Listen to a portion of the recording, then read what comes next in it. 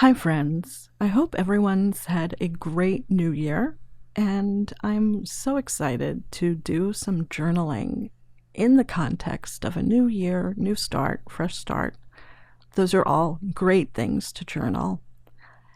And I hope that all of you have settled on some exciting fresh start, a word of the year, a new project, whatever it might be. And I wanted to talk a little bit about mine.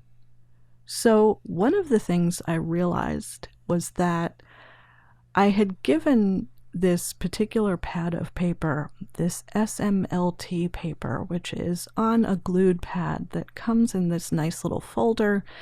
I didn't love the paper and I kind of wrote it off, and I think I actually gave this paper some short shrift. I think I should reconsider just how great a format and how useful a paper this can be.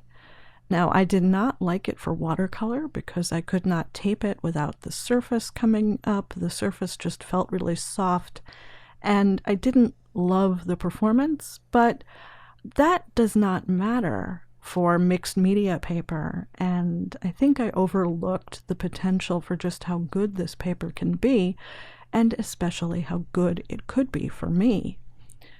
So much of what stresses me out sometimes about journaling is that book format. The fact that once something is in the book, it's in the book, and you either have to take it out physically or start over. And the more formally bound a book is, the nicer it is to use, and the more stressful are the pages that we don't like. And what I realized is that this pad, with pages that tear out and this little clamshell folder thing that you can stick those pages into, is actually probably the ideal format for my art journaling, for my explorations, for being able to show up in a way where I'm not terribly committed. And if I make a page I'm not in love with, it just doesn't ever have to go back into the folder. So I think that this SMLT paper, these authentic pad in folder format papers, are actually probably perfect for me. So I wanted to break that in a new way and start using this pad as a journal. And something else that I struggle with, and I think a lot of us do, because if we didn't find a lot of people in this struggle, there would be fewer 100-day projects and Inktobers and, just different prompts and months of this and months of that. If it wasn't really hard to follow through consistently and to just show up, I think there would be less of this kind of thing. And I know that I have got a terrible track record with that stuff. I love the idea of committing to a practice and really showing up and doing it every day. And my follow through has just not historically been there. And I think consciously, intellectually, I understand that it's okay to make that really simple, to make it a 10-minute a day kind of thing. But it just doesn't pan out that way. And what I want to do with this folder is to really make it that. I want to create a background every day, a non-journal page, nothing that has to happen from start to finish. But what I want to do is to show up and to create a start, to create a possibility. Something I was reading was about writers who are using haiku as a way to stay consistent.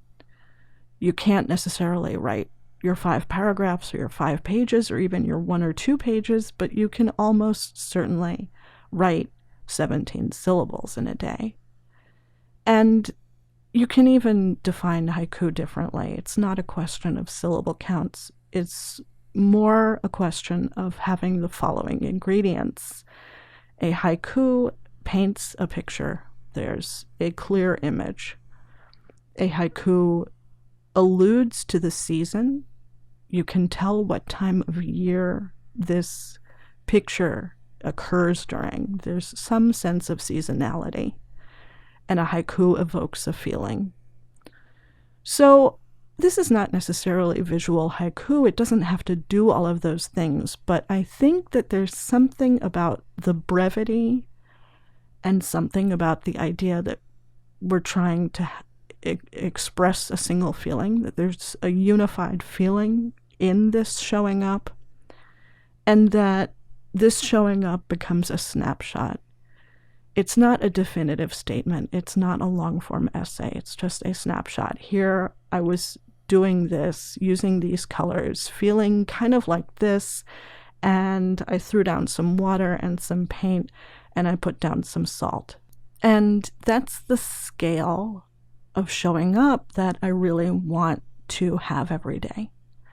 I think that that is a manageable, digestible kind of showing up every day. And then what I will wind up with are these inspirational starts, these textures, these colors, these gestures that I can use however I want to use them. They can be inspirations and jumping off points. They can be backgrounds that I can continue to work into. They can be backgrounds that I could collage onto and cover up. But I think that focusing on showing up and creating those possibilities, one possibility every day, I think that that is something that I can do consistently. So that is the scope of this project and this adventure, and I am really excited about it, and really excited about this format that allows me to keep whatever I want to keep and very, very casually and happily discard anything I want to discard. So I hope that this inspires some thinking about flexibility and about scale, and I just hope that it inspires you in some small way in your creative practice. So once again, Happy New Year, and I'd love to hear if you have any thoughts or comments or responses. I'm looking forward to seeing what I wind up creating and seeing the fantastic things that so many of you create as well. So thank you once again for joining me, and I'm really looking forward to our new creative year.